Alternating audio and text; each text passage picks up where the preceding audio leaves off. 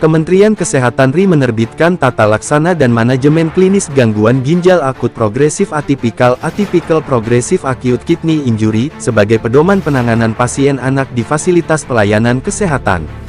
Gagal ginjal akut pada anak ini telah terjadi pada awal tahun 2022, tapi baru mengalami peningkatan pada September tahun 2022, kata Yanti Hermanpit, Direktur Pelayanan Kesehatan Rujukan Kemenkes RI, Selasa tanggal 18 Oktober tahun 2022.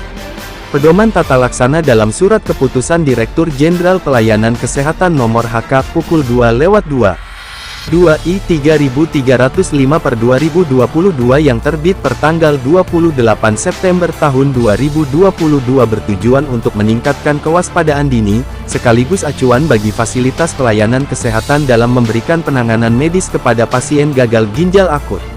Pedoman tersebut dimulai dari diagnosis klinis untuk memastikan indikasi medis pada pasien, salah satunya terjadi penurunan jumlah oliguria atau tidak ada sama sekali anuria. Penurunan cepat dan tiba-tiba pada fungsi filtrasi ginjal. Biasanya ditandai peningkatan konsentrasi kreatinin serum atau azotemia atau penurunan sampai tidak ada sama sekali produksi urin, katanya, seperti dikutip dari Antara.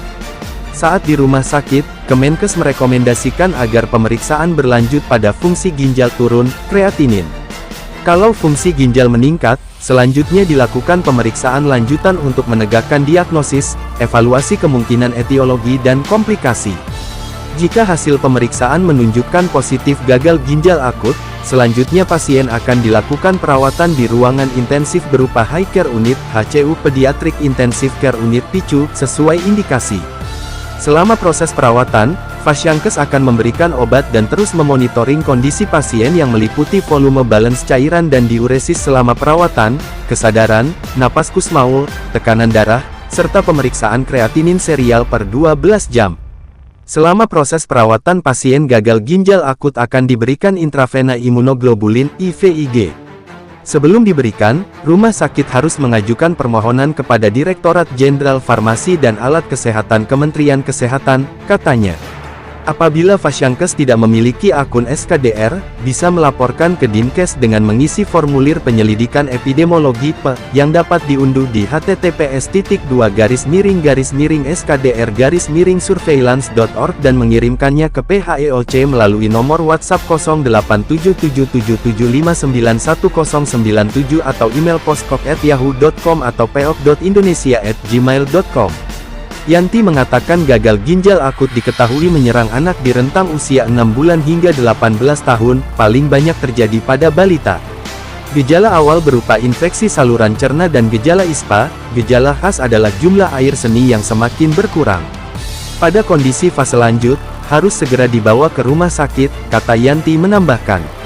Untuk itu, bagi orang tua yang memiliki gejala seperti di atas terutama pada rentang usia tersebut, diminta lebih waspada dengan aktif melakukan pemantauan tanda bahaya umum serta pemantauan jumlah dan warna urin pekat atau kecoklatan, serta pastikan anak mendapatkan cairan yang cukup dengan minum air.